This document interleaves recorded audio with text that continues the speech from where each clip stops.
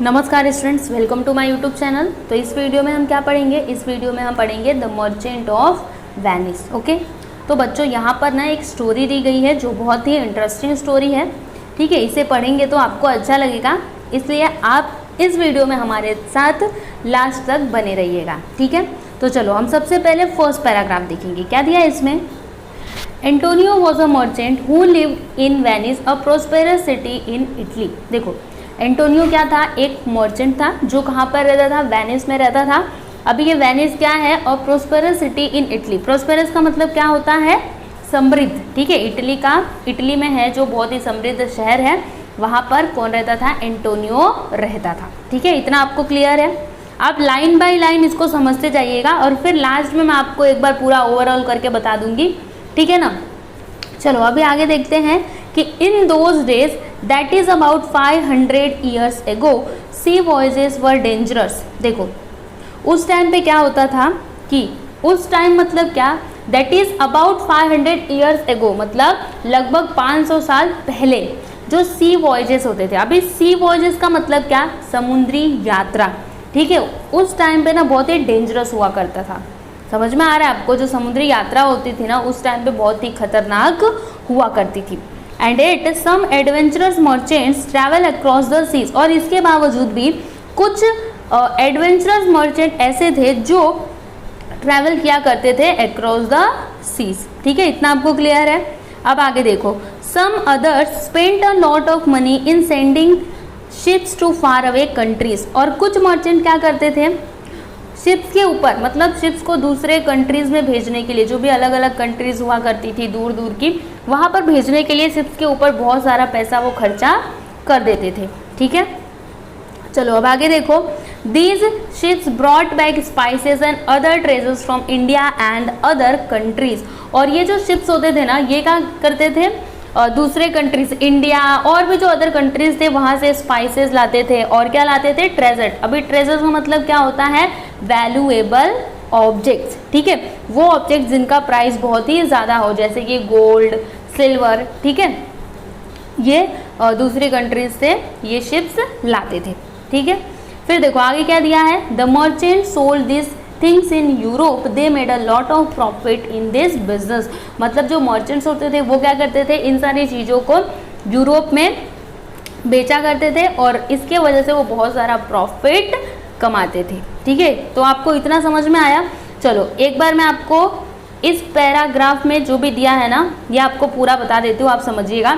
देखो, एंटोनियो क्या था? एक मर्चेंट था जो कहाँ पर रहता था? वेनिस में रहता था। ठीक है, और उस टाइम पे जो सी वॉयजेस होते थे ना वो बहुत ही डेंजरस हुआ करते थे, लेकिन फिर भी कुछ एडवेंचरर्स ऐसे थे, मतलब कुछ एडवेंचरस मर्चेंट्स ऐसे थे जो अक्रॉस द सीज ट्रैवल करते रहते थे। ठीक है, और कुछ ऐसे होते थे जो शिप्स के ऊपर बहुत सारा पैसा खर्चा करते थे उनको जो दूर दूर की कंट्रीज थी वहाँ पर भेजने के लिए। ठीक है, और फिर ये जो शिप्स होती थी ये इंडिया और भी जो अदर कंट्रीज होती थी वहाँ से स्पाइसेस और ट्रेजर्स लेकर के आते थे। ट्रेजर का मतलब क्या? Valuable object. ठीक है, तो मर्चेंट क्या करते थे? ये लोग ना उन सारी चीज़ों को यूरोप में बेच देते थे और इसकी वजह से वो बहुत सारा प्रॉफिट कमाते थे। सो आई होप कि आपको ये पैराग्राफ तो क्लियर हो गया होगा। ओके, चलो अभी नेक्स्ट पैराग्राफ देखेंगे। At the time when the story begins, Antonio was waiting for his ships to return with merchandise. He had put almost all his money in the ships. तो आप इसको समझना। देखो क्या दिया है यहाँ पर? देखो यहाँ से ना स्टोरी की शुरुआत हो रही है। Antonio was waiting for his ships to return with merchandise.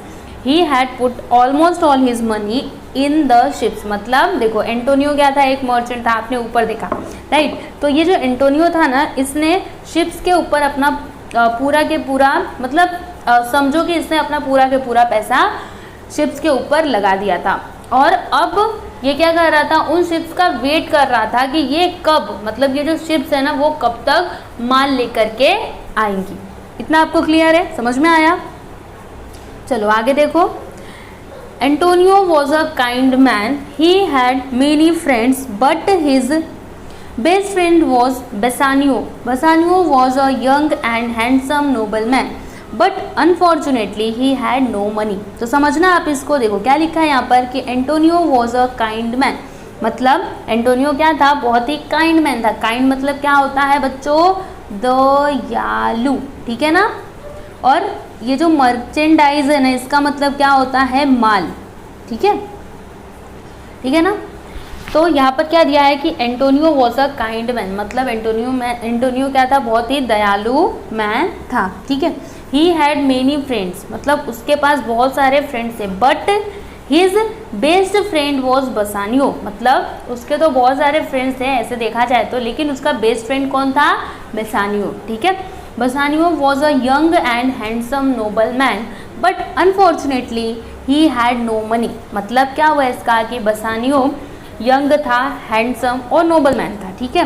But unfortunately, समझना आप मेरी बात को, बसानियो क्या था, यंग था, हैंडसम नोबल मैन था, लेकिन अनफॉर्चुनेटली उसके पास मनी नहीं था। किसके पास नहीं था, बेसानियो के पास। बेसानियो किसका फ्रेंड था, तो बेसानियो एंटोनियो का बेस्ट फ्रेंड था, ठीक है। तो आई होप कि आपको इतना क्लियर हो गया होगा। अब देखिए यहाँ पर आगे क्या दिया हुआ है, बसानियो wanted to marry Portia. Portia was beautiful and intelligent. She was the only daughter of a very wealthy man. Her father had died, leaving her a large estate. मतलब क्या हुआ इसका कि जो बसानियो था, अभी बसानियो कौन था, एंटोनियो का बेस्ट फ्रेंड था, ठीक है। तो वो पोर्टिया के साथ शादी करना चाहता था। मैरी मतलब क्या होता है, शादी करना, ओके। तो बेसानियो पोर्टिया के साथ शादी करना चाहता था। एंड पोर्टिया कौन थी, Portia was beautiful and intelligent, मतलब जो पोर्टिया थी वो ब्यूटीफुल थी और बहुत ही इंटेलिजेंट थी। She was the only daughter of a very wealthy man, मतलब वो अपने पिता की, अभी जो उसके पिता थे ना वो बहुत ही ज़्यादा अमीर थे, ठीक है। तो वो अमीर पिता की इकलौती पुत्री थी, मतलब इकलौती लड़की थी, ठीक है। Her father had dead living her a large state, मतलब जो उसके पिताजी थे, किसके, पोर्टिया के, उनकी मृत्यु हो चुकी थी। मतलब वो अपनी बेटी को इतने बड़े, मतलब इनका जो इतना लार्ज स्टेट था वहाँ पर उसको अकेला छोड़ करके चले गए थे, ठीक है। समझ में आया आपको इतना। चलो आगे देखो क्या दिया यहाँ पर। In his will, Portia's father had written how Portia's husband should be selected. He had set a test for her suitors that they had to choose between 3 caskets, one of gold, one of silver and one of lead. तो यहाँ पर आप समझिएगा कि in his will का मतलब क्या, जैसे देखो कोई बूढ़ा इंसान रहता है जो पूरा मालिक रहता है, वो जब उसका मरने का टाइम आता है तो वो क्या करता है, वसीयत लिख करके जाता है कि कौन सी, मतलब हमारी कितनी ज़मीन जायदाद किसको मिलेगी, कौन से बेटे को मिलेगी, कौन सी बहू को मिलेगी, ऐसा लिख करके जाते हैं ना। तो वैसे ही जो पोर्टिया के पिताजी थे उन्होंने अपनी वसीयत लिखी थी, उसमें क्या लिखा हुआ था, उसमें उन्होंने बताया था कि पोर्टिया का जो हस्बैंड होगा ना उसको कैसे सेलेक्ट किया जाएगा। समझ में आया आपको। उन्होंने ना एक टेस्ट सेट किया था, देखो यहाँ पर दिया है ना, he had set a test for her suitors, ठीक है। जो भी पोर्टिया के साथ शादी करेगा उसके लिए उन्होंने एक टेस्ट सेट किया था। They had to choose between 3 caskets, मतलब जो भी समझो पोर्टिया को शादी करना चाहता है तो 3 कास्केट्स से, one of gold, one of silver and one of lead, ठीक है। तो इन तीनों में से कोई एक कास्केट उसको चुनना था, ठीक है। अभी वो कास्केट में क्या था वो हम आगे पढ़ेंगे तो हमको समझ में आएगा, पहले आप इतना समझ लो। चलो अभी आगे देखते हैं क्या दिया यहाँ पर। Each casket had something written on it. On the gold casket it was written whoever chooses me shall gain what many men desire. On the silver casket, whoever chooses me shall get as much as he deserves. On the casket of lead, whoever chooses me must give and hazard all he has. अभी इसका मतलब क्या हुआ देखो, जो casket थे ना तीनों के तीनों, सिल्वर, गोल्ड और लीड के, ठीक है, उन पे कुछ ना कुछ लिखा था। तो जो गोल्ड का कास्केट था उस पे क्या लिखा था, उस पे लिखा था कि whoever chooses me shall gain what many man desire, मतलब जो मुझे चूज करेगा, ठीक है, जो भी मुझे चुनता है उसको वो मिलेगा। अब क्या मिलेगा, जो बहुत सारे लोग चाहते हैं, जो बहुत सारे जो भी मैन है, आदमी हैं जो चाहते हैं, वो उसको मिलेगा। ठीक है, फिर on the silver casket whoever chooses me shall get as much as he deserves। देखो जो सिल्वर का कास्केट था उसके ऊपर क्या लिखा था कि whoever chooses me, मतलब जो मुझे चुनता है उसे क्या मिलेगा, मतलब वो जो चाहता है वह उसको मिल जाएगा। समझ में आया, मतलब वो जो भी पाना चाहता है। यहाँ पे क्या लिखा था, जो गोल्ड का था उस पर क्या लिखा था कि जो बहुत सारे लोग चाहते हैं, मतलब बहुत सारे लोग पाना चाहते हैं वो उसको मिलेगा। और सिल्वर पे क्या लिखा था कि जो वो इंसान चाहता है, जो भी पाना चाहता है वो उसको मिल जाएगा। On the casket of lead whoever chooses me must give and hazard all he has। अब देखो जो लीड का कास्केट था ना उस पे क्या लिखा था कि जो मुझे चुनता है उसे देना चाहिए और उसके पास सभी खतरे हैं, ऐसा वहां पर लिखा हुआ था। ठीक है, इतना आपको क्लियर है। चलो अभी हम आगे देखेंगे। देखिए यहाँ पर आगे क्या दिया है, one of Portia suitors was the prince of Morocco. He choose the gold casket but when he open the casket the message inside said that it was not the right casket, all that glitters is not gold. देखिए Portia के suitors में से एक था, कौन था, Prince of Morocco. ठीक है, उसने क्या किया, गोल्ड का जो कास्केट था ना उसको चूज़ किया, लेकिन जब उसने उसको ओपन किया तो उसमें क्या मैसेज था कि ये राइट कास्केट नहीं है। ठीक है, all that glitters is not gold, मतलब हर चमकने वाली चीज़ सोना नहीं होती। उसने सोचा कि ये गोल्ड का है तो यही राइट होगा, लेकिन ये राइट नहीं था। ठीक है, चलो इतना आपको समझ में आ गया। आगे देखो, another suitor the prince of Arragon, मतलब एक और सूटर था the prince of Arragon, choose the silver casket, जिसने क्या किया, सिल्वर के कास्केट को चूज किया, but that too was not the right casket, लेकिन ये भी राइट कास्केट नहीं था।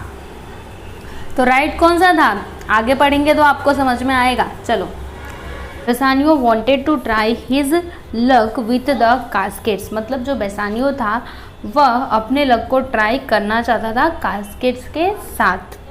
जैसे देखो, अगर वो राइट कास्केट को चूज़ कर लेगा तो उसकी शादी हो जाएगी ना पोर्टिया के साथ, तो वो अपने लक को ट्राई करना चाहता था। ठीक है, to do that he had to travel to Belmont where Portia lived on her state, मतलब ऐसा करने के लिए उसको कहाँ पर जाना पड़ता, जहाँ पर पोर्टिया रहती थी। ठीक है, he needed money for that, और इसके लिए उसे किसकी ज़रूरत थी, तो इसके लिए उसे पैसों की ज़रूरत थी।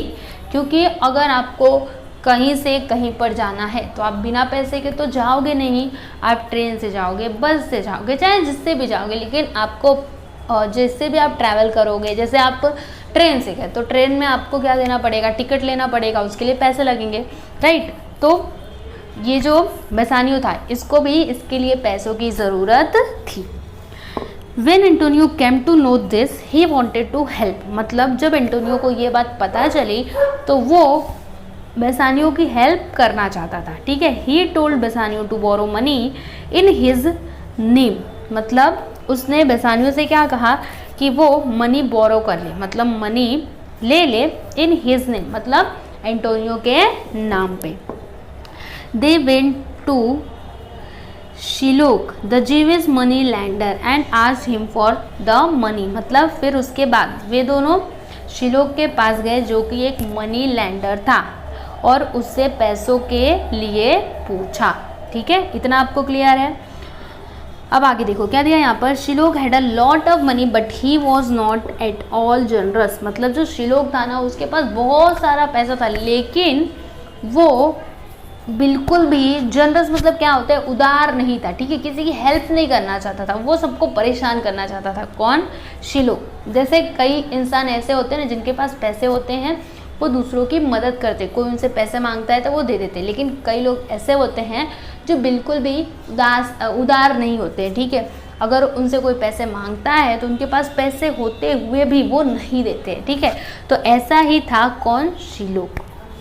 Money was all that he care for, मतलब पैसा ही उसके लिए सब कुछ था जिसकी वो केयर करता था, ध्यान रखता था। ठीक है, he did not like Antonio because Antonio sometimes lent people money without charging any interest for it. और वो जो शिलोक था ना, वो एंटोनियो को बिल्कुल भी पसंद नहीं करता था। क्यों? क्योंकि एंटोनियो क्या करता था, लोगों को पैसे दे देता था बिना इंटरेस्ट के, मतलब उनको पैसे दे देता था और उसके ऊपर उनसे इंटरेस्ट नहीं लेता था। इसकी वजह से जो शिलोक था ना, उसको एंटोनियो से बहुत चिढ़ रहती थी। ठीक है, इतना आपको समझ में आया? चलो अब आगे देखो। So Shylock decided to take advantage of this situation.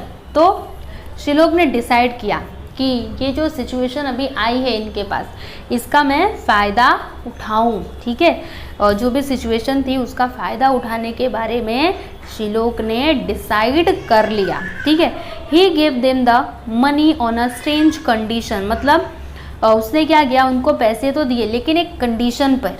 अब कंडीशन क्या था आप समझना। If Antonio failed to return the money within 3 months, Shylock would cut off a pound of Antonio's flesh. Antonio agreed to this and borrowed the money for Bassanio.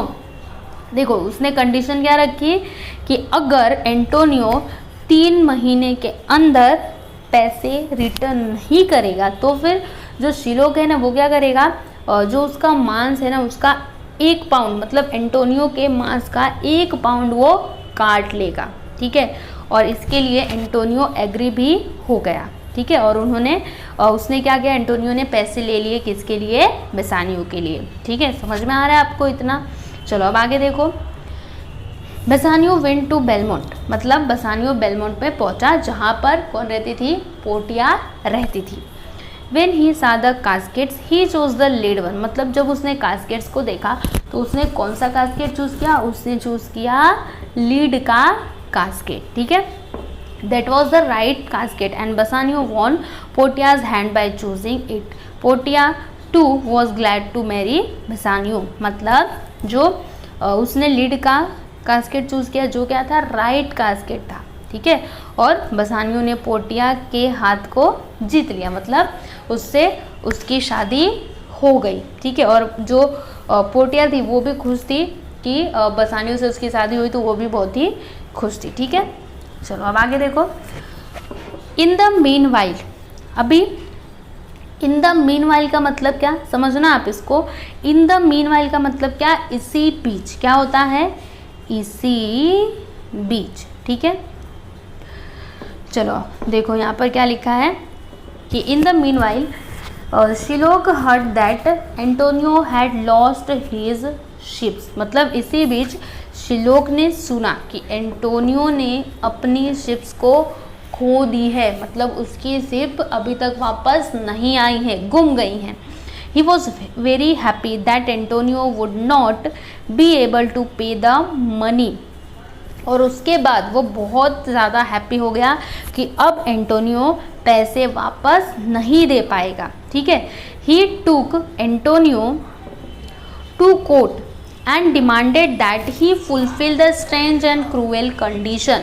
मतलब क्या हुआ इसका कि जो शिलोक था वह एंटोनियो को कोर्ट में लेकर के गया और उसने वहाँ पे डिमांड किया कि जो भी उसका कंडीशन है वो उसको फुलफिल करे। कंडीशन क्या था कि शिलोक क्या करेगा, एंटोनियो के मांस का 1 पाउंड कट करेगा। ठीक है, the Duke like Antonio and was sorry for him, but what could he do?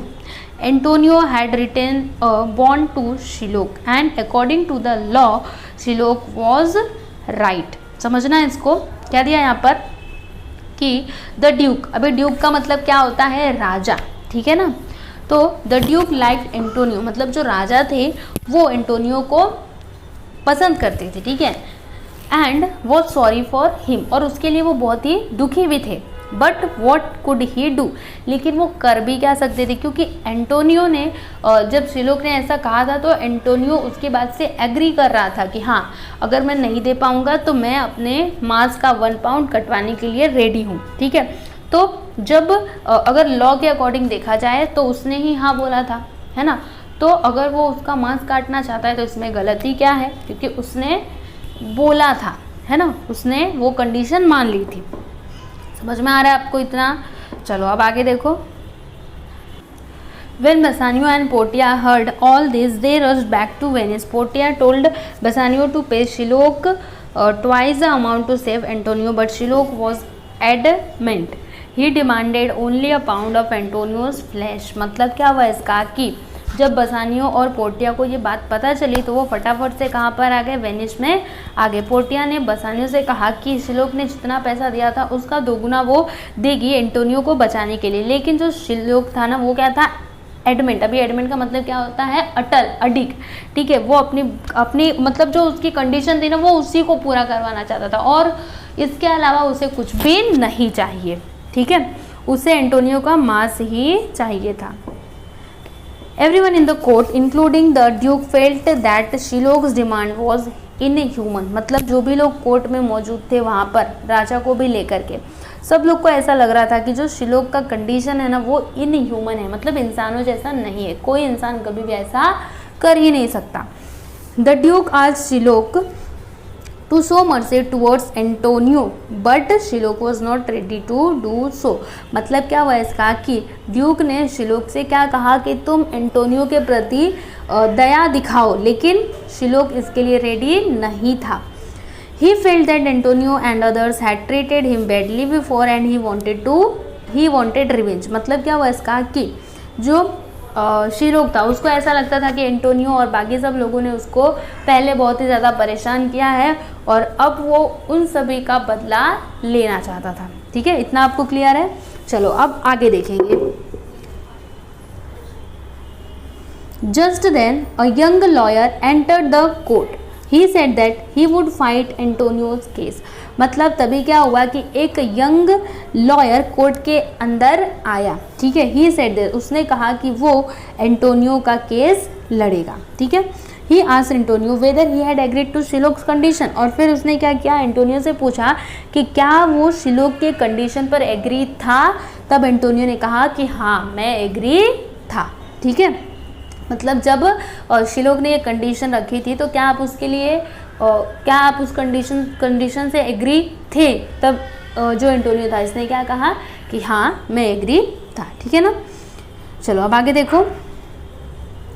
Then the young lawyer requested Shylock to show mercy though the law was Shylock's side. देखो समझना आप इसको, क्या दिया यहाँ पर कि then the young lawyer requested Shylock. मतलब जो यंग लॉयर था उसने ना शिलोक से रिक्वेस्ट किया टू शो मर्सी, मतलब दया दिखाने के लिए, ठीक है। Though the law was on Shylock side. मतलब लॉ भी यही कहता था कि जो शिलोक का कंडीशन है वो राइट है, मतलब लॉ भी इसी के साइड से था। सही बात है ना। पहले जब उसने कंडीशन रखी तभी एंटोनियो को ना बोलना चाहिए था, उसको एग्री नहीं करना चाहिए था, है ना। तो जब उसने एग्री किया है तो लॉ तो यही कहता है कि हाँ उसने जो भी कंडीशन रखी थी उसको फुलफिल करना ही पड़ेगा। लॉ शिलोक के साइड था, लेकिन फिर भी यंग लॉयर ने कहा कि तुम एंटोनियो के प्रति दया दिखाओ, ठीक है। देखो अभी आगे क्या दिया है। The lawyer pleaded that mercy is a quality of God himself. When a person shows mercy to someone else they are both blessed. Mercy was more valuable than a king's crown, but all this had no effect on Shylock. देखो वो जो young lawyer था उसने क्या कहा कि mercy is a quality of God himself. मतलब जो ये दया है ना ये गॉड की क्वालिटी है, ठीक है। When a person shows mercy to someone else, मतलब जब कोई इंसान दूसरे के प्रति, मतलब जब कोई दूसरे के प्रति क्या करता है, दया दिखाता है, then they are both blessed, तब दोनों ही क्या हो जाते हैं, धन्य धन्य हो जाते हैं। Mercy was more valuable than a Kings crown. मतलब जो मर्सी है, दया है, ये बहुत ही वैल्यूएबल चीज़ है, मतलब बहुत ही मूल्यवान वस्तु है। जो राजा का मुकुट होता है ना उससे भी अधिक मूल्यवान क्या है, mercy. But all this had no effect on Shylock. लेकिन शिलोक के ऊपर इन सभी बातों का कोई भी असर नहीं हुआ। वो तो अपने ही बात पे अड़ा हुआ था कि नहीं मुझे एंटोनियो का मांस ही चाहिए, ठीक है। The young lawyer then said that the law allowed Shylock to take a pound of flesh and he could do that. At the same time, the lawyer warned that while cutting off the flesh, Shylock should not shed even one drop of Antonio's blood. Also, he should cut exactly 1 pound of flesh nothing less nothing more that would not be allowed by the law.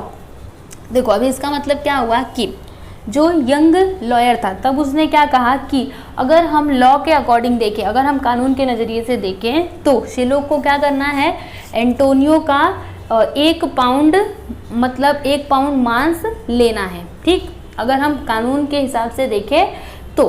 और फिर तभी उसने ये भी कहा कि शिलोक को पहले उसने वॉर्न कर दिया कि तुम्हें बस 1 पाउंड ऑफ फ्लैश ही लेना है, ठीक है, तो तुम्हें वो मांस ऐसे लेना है कि एक भी खून ना बहे, ठीक है, जो एंटोनियो है उसका एक भी खून ना बहे, और तुम्हें एग्जैक्टली 1 पाउंड ही लेना है मांस, ठीक है, ना ज़्यादा और ना ही कम। समझ में आ रहा है, ना ज़्यादा ना कम, तुम्हें एकदम बराबर लेना है, 1 पाउंड ही लेना है और खून भी नहीं बहना चाहिए।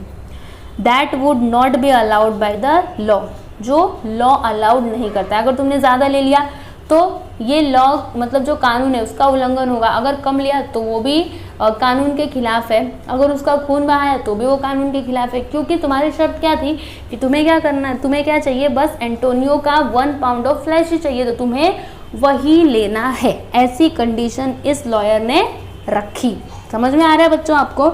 चलो अब नेक्स्ट पैराग्राफ देखो क्या दिया इसमें। Shylock realise that he could not do what the young lawyer asked him to do and he accepted his defeat. Antonio's life was saved. मतलब जो कंडीशन यंग लॉयर ने शिलोक के सामने रखी थी, ठीक है, उन कंडीशन को सुनने के बाद शिलोक को ये रियलाइज हुआ कि वो ऐसा नहीं कर सकता, क्योंकि देखो अगर आप किसी का भी मांस काटोगे तो खून तो गिरना तय है, राइट, और ऐसा भी हो सकता है कि आप ज़्यादा काट लो या फिर कम काट लो, एग्जैक्टली 1 पाउंड वो कैसे काटता, तो उसको ये रियलाइज़ हुआ कि वो ऐसा कुछ भी नहीं कर सकता।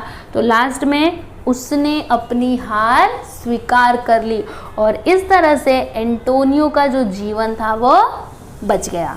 ठीक है, who was the young lawyer. अब ये जो यंग लॉयर था ये कौन था, देखो कौन था, आपको समझ में आएगा। Bassanio and Antonio found out later that it was none other than Portia herself dressed as a young man. मतलब बेसानियो और एंटोनियो को बाद में पता चला कि ये कोई नहीं बल्कि कौन थी, पोर्टिया खुद थी, जो यंग मैन बन कर के आई थी। ठीक है, लॉयर बन कर के कोर्ट में आई थी। ये कौन थी, पोर्टिया थी। देखो आप यहाँ पर देख पा रहे होंगे, ये देखो पोर्टिया है और ये है शिलोक। शिलोक कहाँ है, रुको मैं आपको दिखा देती हूँ। ये देखो शिलोक तलवार लेकर के खड़ा है।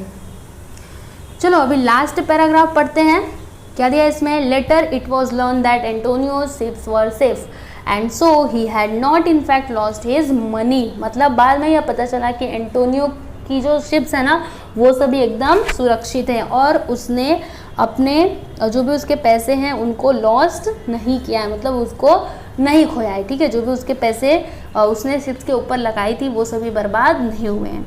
Thus the story which could have ended in a tragic manner ended happily। मतलब ये जो स्टोरी है जो ख़त्म होने वाली थी दुख के साथ, ठीक है, ट्रैजिक मैनर मतलब दुख के साथ ख़त्म होने वाली थी, लेकिन पोर्टिया की समझदारी की वजह से क्या हुई, ये खुशी खुशी ख़त्म हुई, मतलब एकदम हैप्पीली ख़त्म हुई, है ना।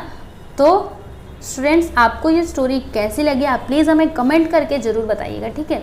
और मुझे उम्मीद है कि आप लोग को ये स्टोरी अच्छी लगी होगी, है ना। पोर्टिया की समझदारी देखिए और फिर जो पोर्टिया के फादर थे उनकी भी समझदारी देखिए। उन्होंने 3 कास्केट रखे थे अपने दामाद जी के लिए, मतलब जो भी चूज़ करेगा राइट कास्केट को वही उनका दामाद बन सकता है, मतलब उनकी बेटी से शादी कर सकता है। ठीक है, तो यहाँ पे ये स्टोरी ख़त्म होती है।